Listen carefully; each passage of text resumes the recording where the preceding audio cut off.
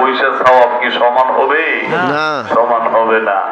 একটু মেহেরবানি করে যাই যেখানে আছেন সকলে প্যান্ডেলের ভিতরে চলে আসুন। আসুন সবাই মিলে সেই মহান মালিকের দরবারে লক্ষ কোটি শুকর আর সুজদ আদায় করে যে আল্লাহ মহান, আমাকে আপনাকে এত সুন্দর আয়োজনে দুনিয়ার জমিনের জান্নাতের বাগানে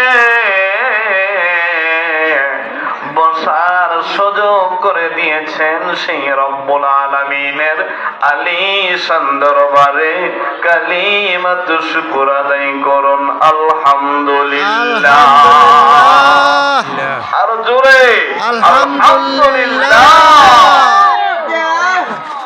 মুসলমান ভাইরা আমার, দুনিয়ার জমিনে আল্লাহর প্রশংসা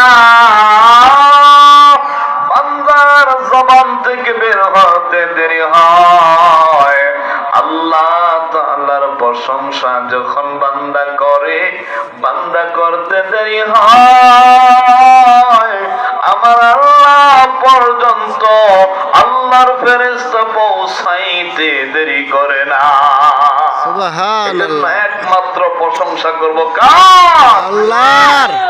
দুনিয়ার জমিনে যদি কোন রাজা বাদশার প্রশংসা করো, কোন এমপি মন্ত্রীর প্রশংসা করো, এরে ভাই আমার বন্ধু আমার, এই প্রশংসা তোমার আমার পর্যন্ত থাকে, আল্লাহ পর্যন্ত পৌঁছে না। আমার মালিক আমার আল্লাহ বড় খুশি হয় রে। দুনিয়ার কোন মানুষ যদি আমার আল্লাহর প্রশংসা করে, আল্লাহ পাকের জিকির করে রে, আল্লাহ বড় খুশি হইয়া যায়। সুবহানাল্লাহ। সুবহানাল্লাহ বলো। সুবহানাল্লাহ। আমার প্রাণের ভাইয়েরা, এখনো যারা আল্লাহর প্রশংসার ময়দানে আসো না, কোরআনের বাগানে আসো না, মনে করছো তুমি বড় চালাক, না রে বন্ধু, না না, তোমার মতন বোকা আর কেউ হতে পারে না।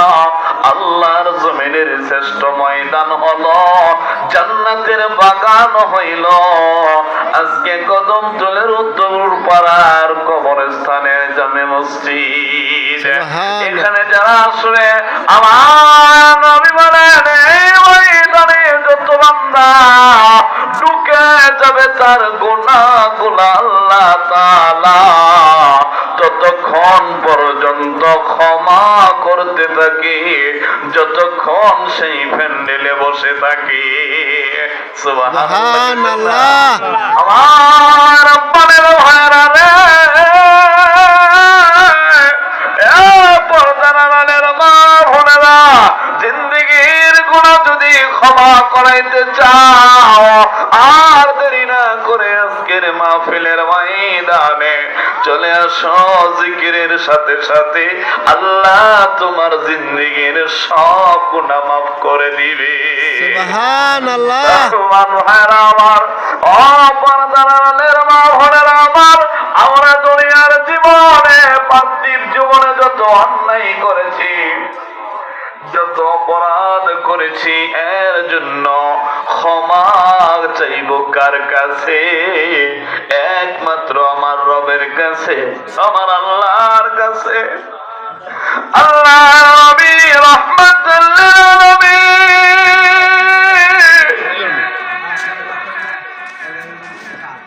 এই উম্মতের মায় আজ মদিনায় কান্না করে রে। নবীজির হায়াতের জীবনে জিবরাইল আমিন যখন নবীর সামনে ওহী নিয়ে আসলেন, আল্লাহ নবী ডাক দিয়ে বলেন, কে রে জিবরাইল,